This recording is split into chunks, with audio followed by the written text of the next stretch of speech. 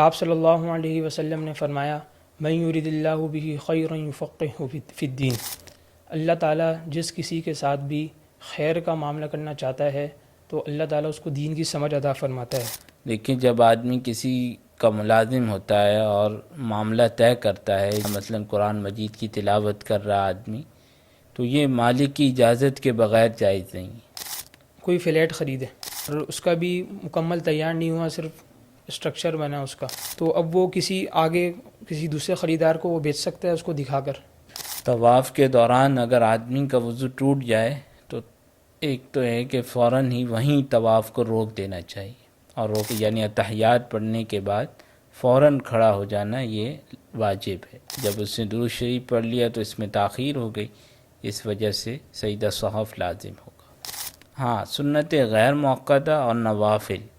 ان کے اندر سجدہ صحف لازم نہیں ہوگا۔ غیبت سے کوئی شخص توبہ کر لے تو اب صرف اس کے لیے توبہ کرنا کافی ہے، یا جس کی غیبت کری ہے اس کو بتانا ضروری ہوگا کہ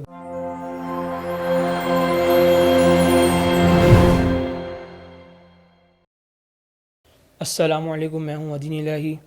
الرحمن اکیڈمی کے پروگرام آپ کے مسائل کے حل میں خوش آمدید۔ آپ صلی اللہ علیہ وسلم نے فرمایا من یرید اللہ بہ خیرا یفقہہ فی الدین، اللہ تعالیٰ جس کسی کے ساتھ بھی خیر کا معاملہ کرنا چاہتا ہے تو اللہ تعالیٰ اس کو دین کی سمجھ عطا فرماتا ہے۔ تو آج ہمارے پاس کچھ مسائل ہیں، ان کو ہم انشاءاللہ تعالیٰ مفتیان کرام سے سمجھیں گے۔ تو آج ہمارے ساتھ موجود ہیں ہمارے مہمان مفتی طاہر صاحب۔ السلام علیکم ورحمۃ اللہ وبرکاتہ۔ وعلیکم السلام ورحمۃ اللہ وبرکاتہ۔ اچھا مفتی صاحب، پہلا سوال یہ پوچھا ہے کہ اگر کوئی شخص امام کے پیچھے نماز پڑھ رہا ہے، امام کے پیچھے، اب مقتدی سے نماز کے اندر کوئی غلطی ہو جاتی ہے، تو اس مقتدی کی اپنی غلطی کی وجہ سے اس کا سجدہ صاحب واجب ہوگا یا نماز درست ہو جائے گی؟ امام کے پیچھے اگر مقتدی سے کوئی ایسی غلطی ہو جاتی ہے جس سے سجدہ صحف واجب ہو جاتا ہے تو امام کے پیچھے ہونے کی وجہ سے وہ سجدہ صحف اس پر معاف ہوگا، امام کی اقتداء کی وجہ سے، اقتداء کی وجہ سے، اور اس پر خود سے سجدہ صحف ادا کرنا ضروری نہیں ہوگا۔ اچھا ایک سوال یہ پوچھا ہے کہ زمزم جو ہے پینا اس کو کھڑے ہو کر سنت ہے یا بیٹھ کر پینا سنت ہے؟ بعض اوقات ایسا بھی ہوتا ہے کہ لوگوں نے ذہن بنایا ہوا ہے کہ بیٹھے میں تو کھڑے ہو کر پینا ہی سنت ہے، تو اس میں کیا حقیقت ہے؟ دیکھیں، زمزم کا پانی ہو یا عام پانی ہو، سب کے اندر سنت طریقہ یہ ہے کہ بیٹھ کر پیا جائے۔ البتہ عام پانیوں کے اندر اور زمزم کے پانی میں ایک فرق ہے، وہ یہ فرق ہے کہ زمزم کا پانی بلا عذر بھی اگر کوئی شخص کھڑے ہو کر پیتا ہے تو بھی جائز ہے، یعنی بلا کراہت جائز ہے۔ لیکن عام پانی اگر بلا عذر کھڑے ہو کر آدمی پیتا ہے تو ایسی صورت کے اندر یہ مکروہ ہوگا، اور اگر کوئی عذر ہے تو پھر تو عام پانی بھی کھڑے ہو کر پینے میں کوئی کراہت نہیں ہے۔ اچھا اس طرح وضو کا بچا ہوا پانی بھی آتا ہے، اس کا تو بھی اس کا یہی پینا حکم ہے، کیسے؟ وضو کے بچے ہوئے پانی کا بھی یہی حکم ہے کہ اس کو بھی بیٹھ کر پینا سنت ہے۔ البتہ اگر کھڑے ہو کر آدمی پی لے تو یہ بھی جائز ہے۔ اچھا ایک سوال یہ پوچھا ہے کہ کوئی شخص ملازمت کر رہا ہے اور ملازمت کے دوران وہ کسی نفلی کام میں لگ جائے، تو اس کی وجہ سے ملازمت میں بھی اثر پڑ رہا ہو اس کے کام میں، تو جو وہ کام کر جو نفلی کام کر رہا ہے تو اس کی وجہ سے اس کو گناہ ہوگا، اور جو اس کو حاصل ہونے والی آمدنی ہوگی اس کے بدلے جس وقت اس نے نفلی کام کیا ہے تو وہ حلال ہوگی یا نہیں؟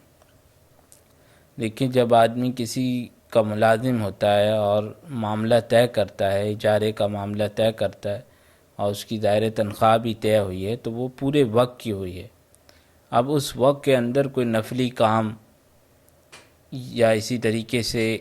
نفلی عبادات کرنا، مثلا قرآن مجید کی تلاوت کر رہا آدمی، تو یہ مالک کی اجازت کے بغیر جائز نہیں ہے۔ اگر مالک نے اس کو اجازت نہیں دی اور اس کی وجہ سے کام میں خلل بھی پڑ رہا ہے تو اس کے لیے جائز نہیں ہے کہ وہ یہ کام کرے۔ اگر اس دوران جو ہے مالک کی اجازت کے بغیر وہ یہ کام کرے گا تو ایسی صورت میں اتنے وقت کی اجرت جو ہے وہ اس کے لیے حلال نہیں ہوگی۔ اچھا، ایک سوال یہ پوچھا ہے کہ اگر کسی شخص کے ہاتھ میں یا پیر میں بہت گہرا زخم ہے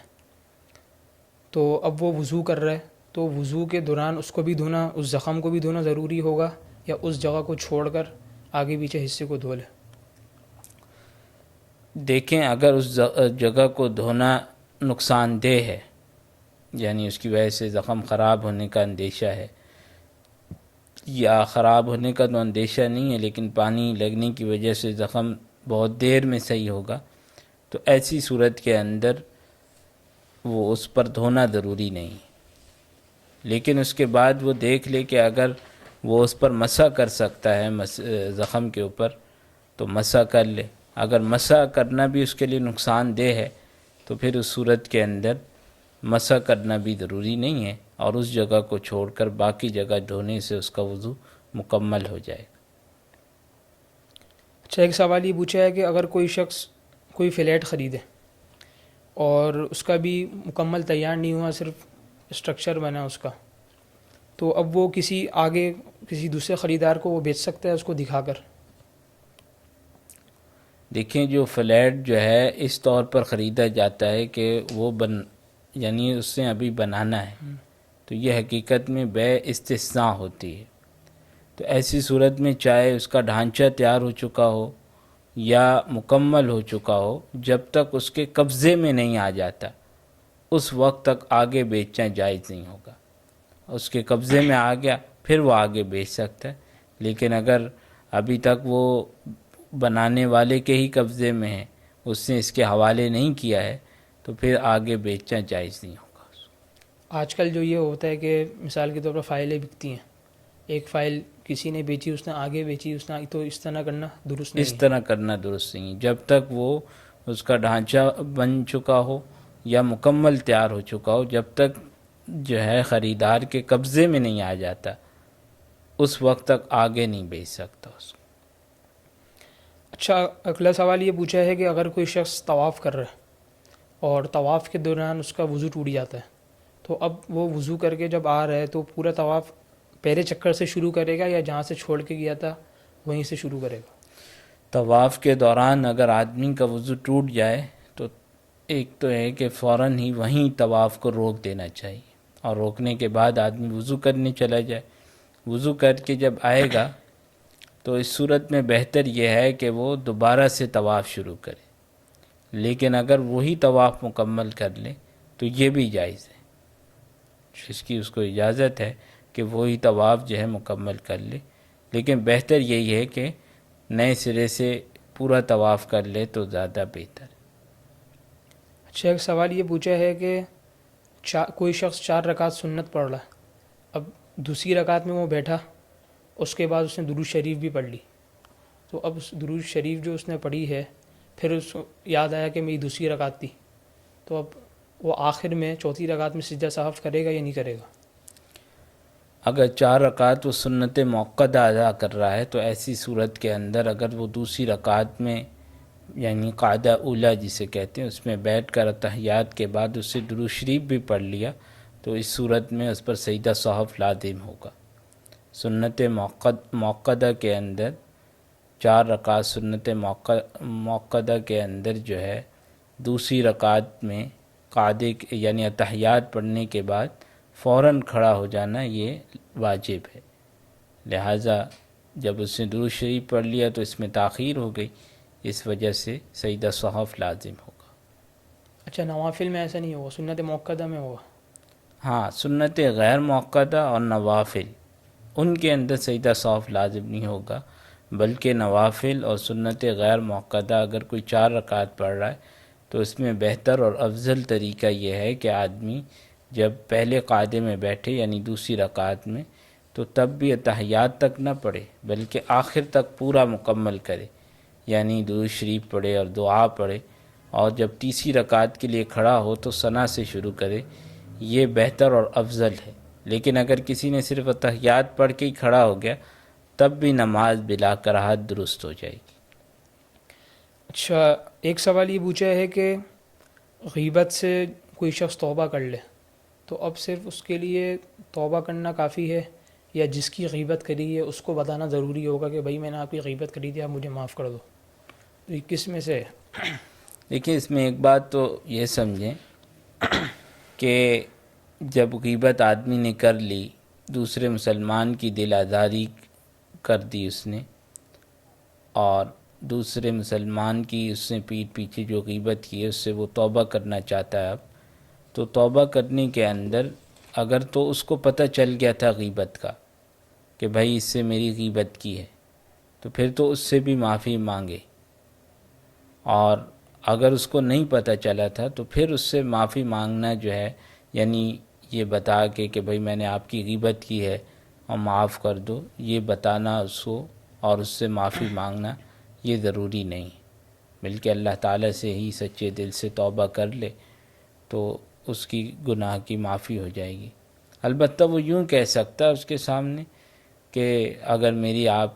یعنی میرے سے کوئی حق تلفی ہوئی ہو یا جتنی بھی حق تلفیاں آپ کی ہوئی ہیں تو وہ مجھے معاف کر دیں، اس طرح اگر وہ معافی مانگ لے تو ٹھیک ہے۔ اچھا مفتی صاحب، اگلا سوال یہ ہے کہ اگر کوئی شخص امامت کروا رہا ہے اور اس نے اتنی قرات کر لی جو فرض قرات ہوتی ہے اس سے زیادہ ہی کر لی، اب اس کو کوئی غلطی آ رہی، کوئی بھول لے وہ آیت، تو اب پیچھے والے مقتدی کے لیے لقمہ دینا اس کو چاہیے کہ لقمہ دے؟ دیکھیں اگر امام سے جو ہے وہ کوئی غلطی ہو جاتی ہے اور غلطی ایسی ہے کہ جس سے نماز فاسد ہو جاتی ہے، تو ایسی صورت کے اندر یعنی امام جو ہے ایسی غلطی ہو گئی جس سے نماز فاسد ہو جاتی ہے، تو ایسی صورت میں مقتدی کو لقمہ دے دینا چاہیے، کیونکہ ایسی صورت کے اندر اگر وہ لقمہ نہیں دے گا اور امام رکوع میں چلا گیا تو ظاہر ہے پھر وہ نماز ادا نہیں ہوگی، فاسد ہو جائے گی۔ لیکن اگر ایسی غلطی نہیں ہے تو ایسی صورت میں پھر مقتدی کو لقمہ دینے کے اندر جلدی نہیں کرنی چاہیے، اور امام کے لیے بھی ایسی صورت میں بہتر یہی ہے کہ جب وہ بھول گیا ہے اور آگے اس کو یاد نہیں آ رہا تو اور وہ قرات بھی مکمل کر چکا ہے یعنی واجب قرات، تو پھر وہ رکوع میں چلا جائے، مقتدی کو ایسی صورت میں لقمہ دینے پر مجبور نہ کرے۔ چلیں، بہت بہت شکریہ مفتی صاحب، اجازت چاہوں گا۔ تمام ناظرین کا بھی شکریہ۔ انشاءاللہ تعالیٰ اگلی ویڈیو میں حاضر ہوں گے۔ اللہ تعالیٰ ہم سب کو مسائل سمجھنے کی اور اس پر عمل کرنے کی توفیق عطا فرمائے۔ السلام علیکم ورحمۃ اللہ وبرکاتہ۔